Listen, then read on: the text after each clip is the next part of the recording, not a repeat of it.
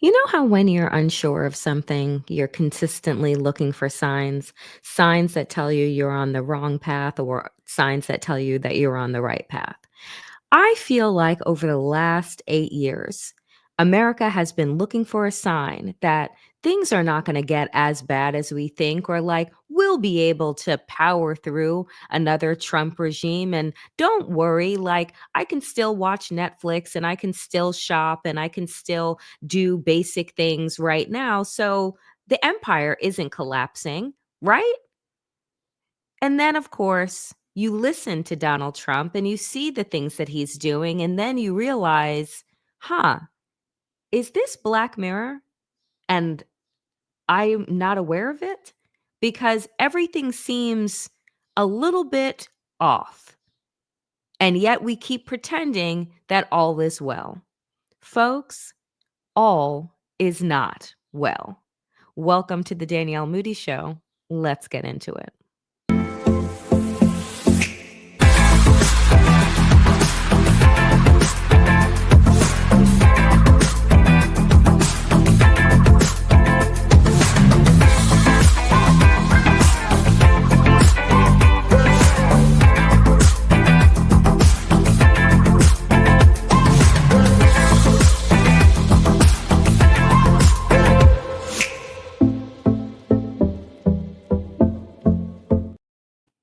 So, I'll have a confession.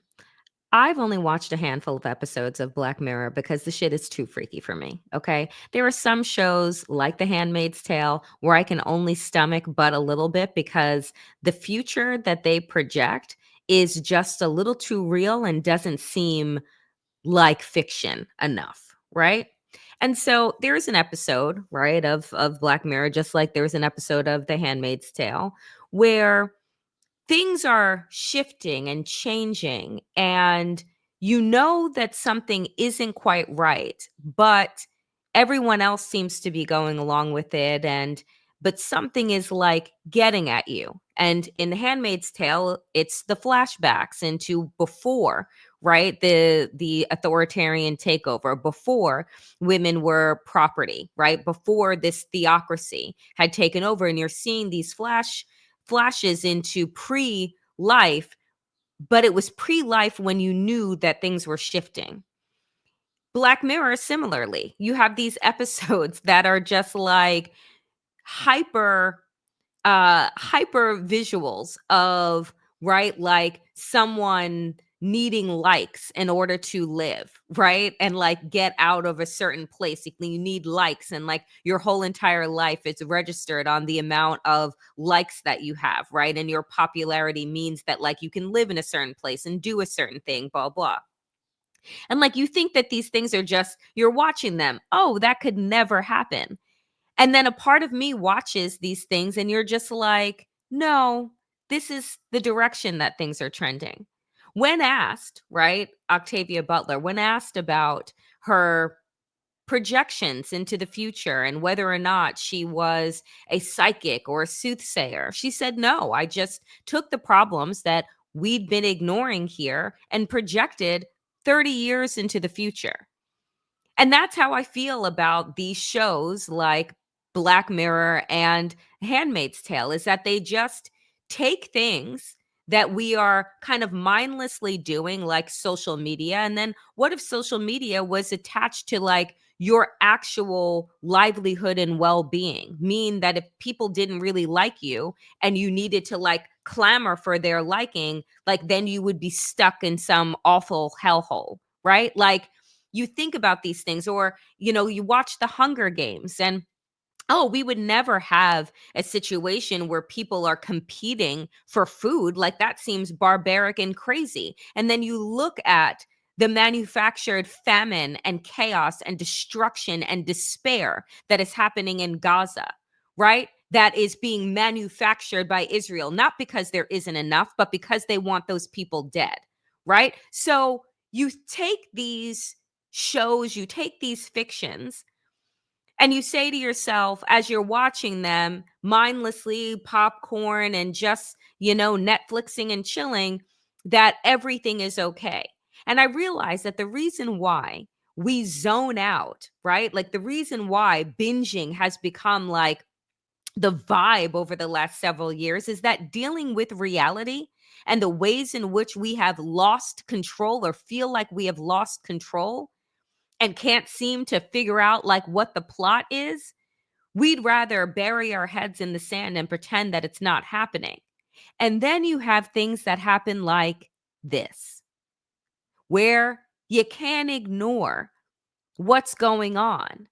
You can't pretend that this time around is just like last time, but a little rockier, but we'll manage through. Trump says in his interview, which is now viral with Welker on NBC News, I don't know, when asked about due process and upholding the Constitution. Now, I said, and folks may not have paid attention, but I pay attention to the details. And when Donald Trump did not put his hand on the Bible on Inauguration Day, when swearing his oath of office, which is to uphold and defend the Constitution from enemies, foreign and domestic, Donald Trump just kind of mumbled through that with his hands, just small hands hanging by his side.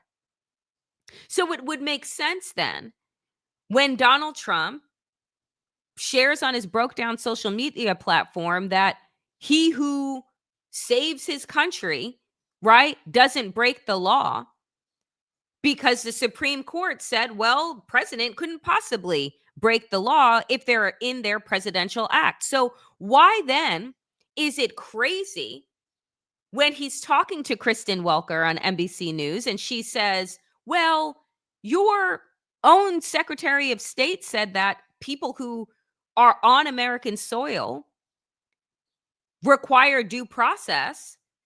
And Trump's reply, as president of the United States, the person who is in charge of upholding our Constitution, I don't know.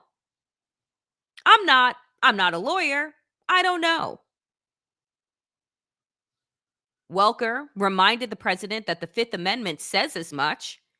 And Donald Trump says again, I don't know. It seems it might say that. And it's not, folks, like this is where the distortion comes in. That's what the Constitution says. It's not a might. It's not a possible, right? We're not playing spades, right? Like it's not one and a possible here. Like the Constitution is pretty fucking clear. And this country, our rules and laws are based on the Constitution of these United States that we have all collectively agreed upon. And so when Donald Trump says, it seems it might say that, but if you're talking about that, then we'd have to have 1 million or 2 million or 3 million trials. No, actually, we wouldn't. Because you see, we have been moving along with assessing whether or not people are in this country seeking asylum, whether or not their asylum claims actually make sense, right? But whether or not those people who are on the track to citizenship because they've done things in the right way, right? The quote unquote right way. And you know what? I don't even like that fucking term, the right way, because when you sail to a land that is already inhabited by people and then you murder and rape them and take their land because they, right, their ethos is around the collective and community, and white pilgrims take advantage of the collective mindset of the Native Americans. That means like what I have, you can have as well, right? We are all, can share upon this land together. And you take advantage of that, right? Like, is that the right way to come? Oh, because you got on a boat and paid a ticket, right? Like, that's the right way to come, but you shoo out, murder, kill, discriminate against, create policies around so that no one else could come behind you. That's the right way to come. Like, even I have to, at times, really assess, and not at times, it's like every day. Why am I saying things in that manner? Where does that actually come from? The quote unquote right way. And this is why, folks, language and what we see matters so very deeply. This is why Donald Trump has become a master manipulator, because he knows that posting images like him cosplaying as the Pope, just pontificating on the fact that wouldn't I make a good one? One would need to believe in God, be a person of God, right? Be a person of any type of faith other than fucking greed in order to get this position. But I digress. But the point is to flood the zone with these types of images so that you're just planting seeds of doubt. Well, couldn't he become Pope? Right? And then you have his sycophants that then push this out into the internet, push this out into the sphere. You have a bunch of faux Christians praying over him and singing Amazing Grace, a man that has been married 3 times and cheated on his pregnant wife with a porn star and paid her off. And that's who they're praying over. You need to reassess your fucking Bible if that is what you deem to be holy. It is bizarre. The bizarro land that we find ourselves in. But the fact of the matter is, folks, this is all part of the construction of the alternate reality that Donald Trump and his handlers have been creating over close to a decade now. It's why the bar of morality has fallen through the fucking floor and is in hell. Because things like this used to get you denounced. Things like this used to get you kicked out of a party. And now you have Senator Lindsey Graham, bootlicker in chief, being like, haha, yeah, boss, wouldn't it be such a good idea, boss? Haha.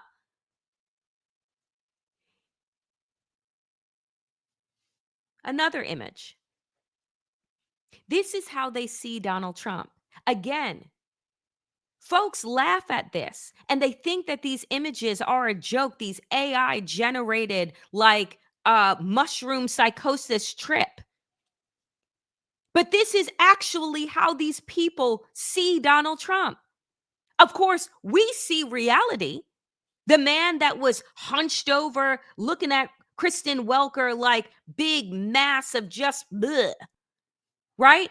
Eating McDonald's every day, has never seen the inside of a gym, and like whose doctors lie to the world to tell us that he is in as top tip of shape as like the best NFL and WNBA players.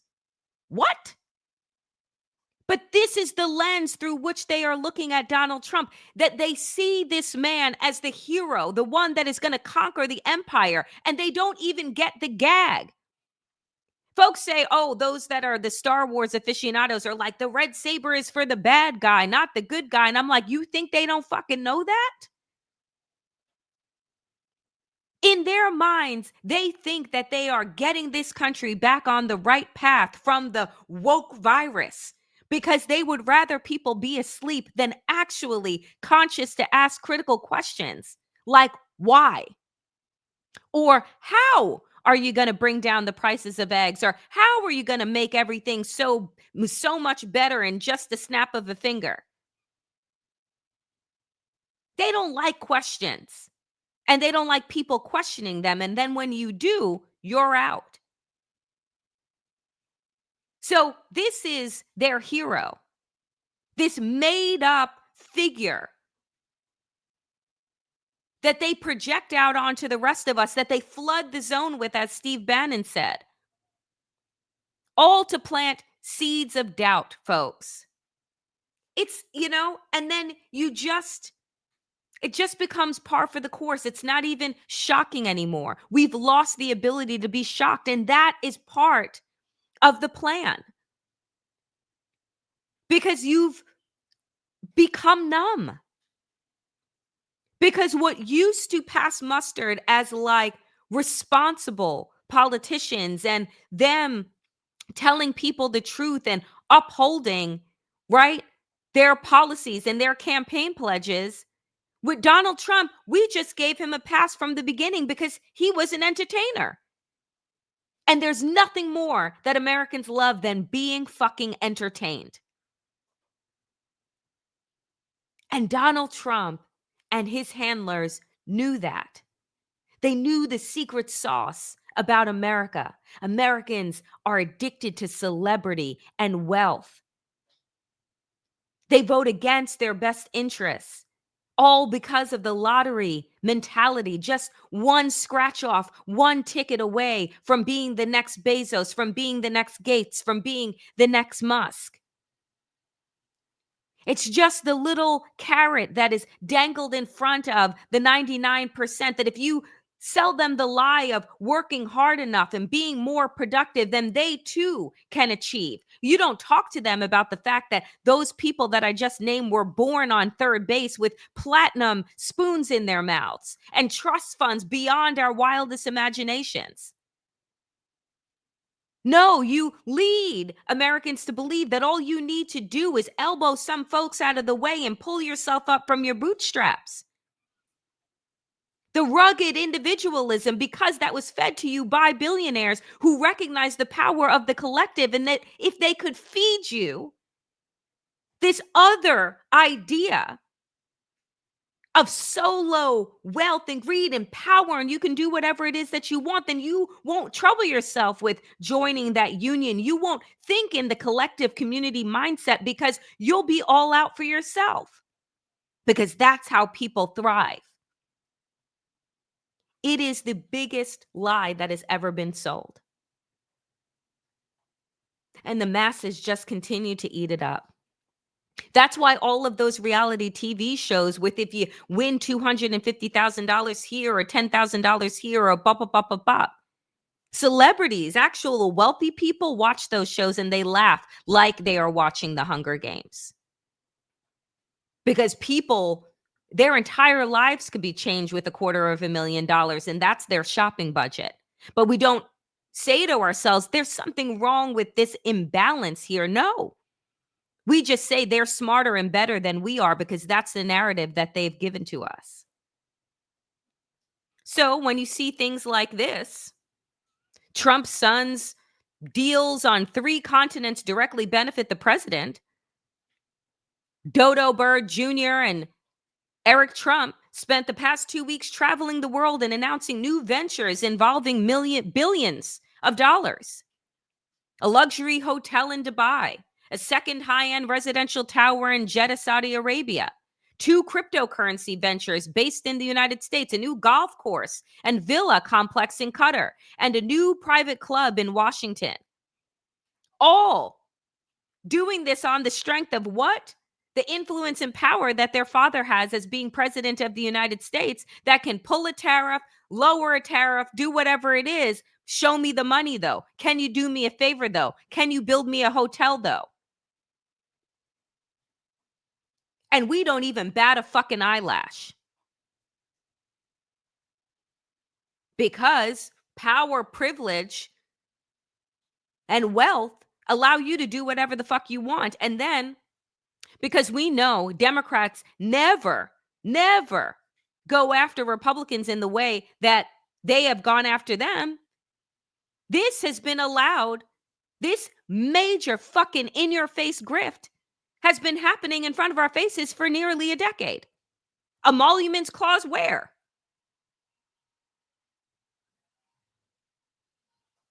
All because deep down, those 77 million Americans that voted for Donald Trump want to be like Donald Trump. That, I think, is what is so heartbreaking and terrifying and disgusting.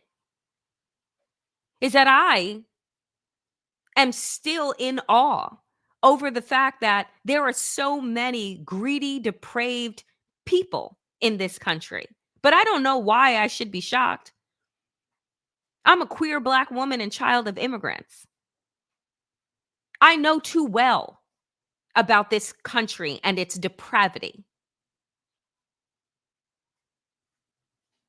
But still, I'm shocked. But then all Donald Trump has to tell you is,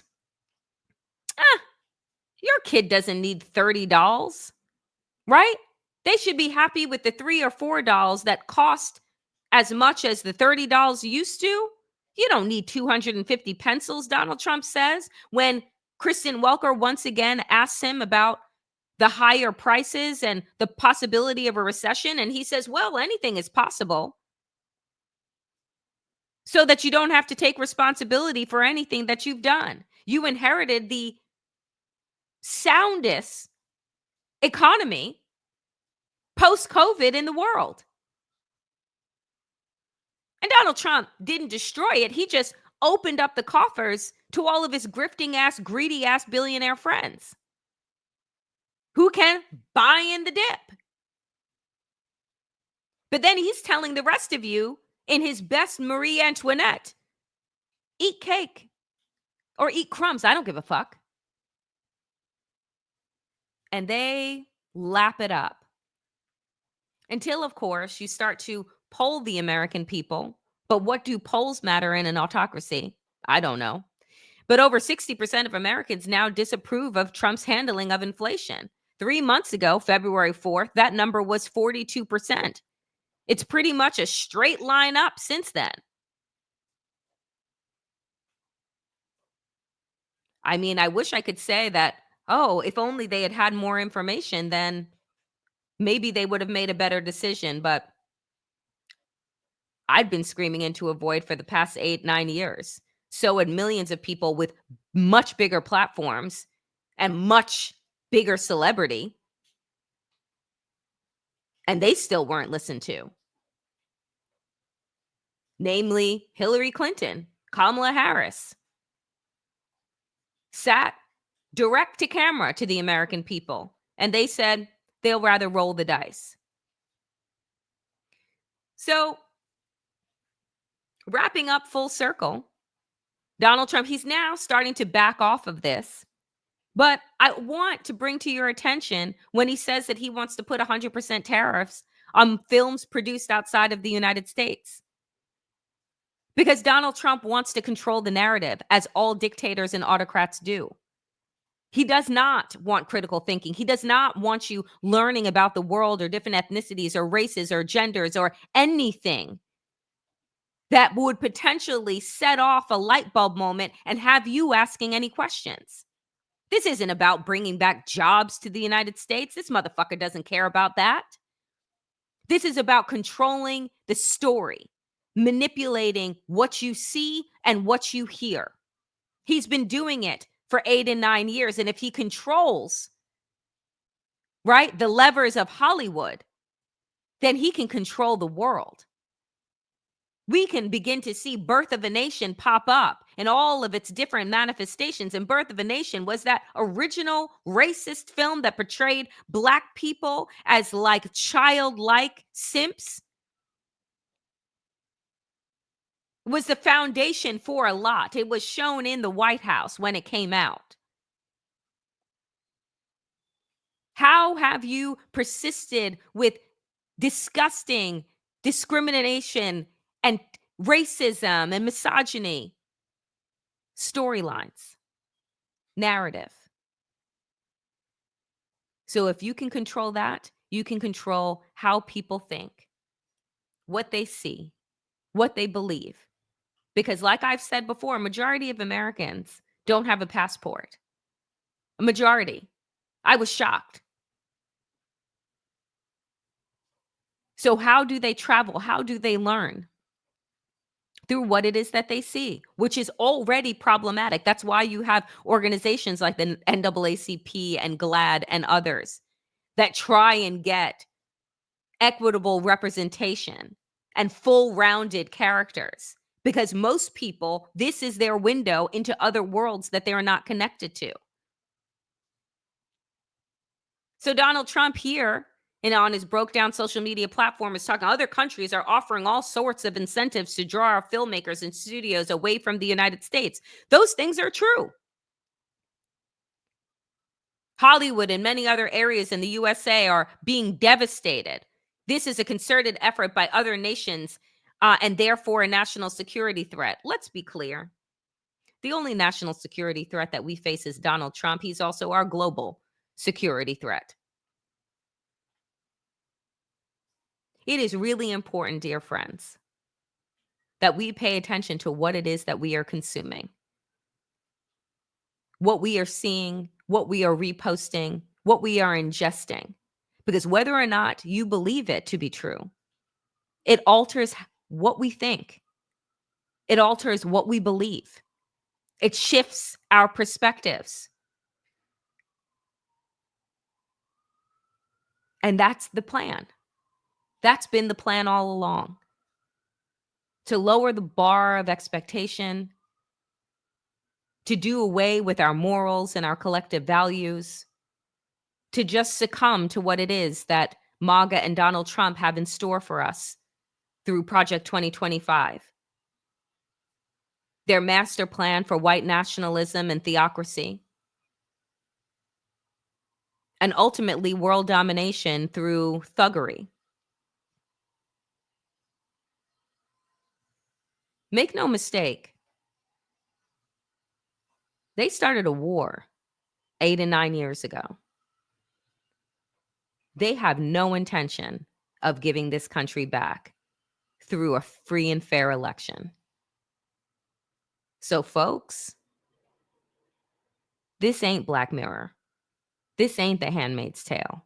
This is our reality. And unfortunately, we can't press pause or fast forward. We need to deal with the present and understand that they have drawn a line in the sand. Are we willing to cross it? That is it for me today, dear friends, on the Danielle Moodie Show. As always, power to the people and to all the people power. Get woke, stay sane, and in these extraordinarily dangerous times, dear friends, do stay safe. I will see you here, as always, Monday through Thursday, 5 p.m. Eastern. Appreciate you. Remember to like, comment, and share. Be well.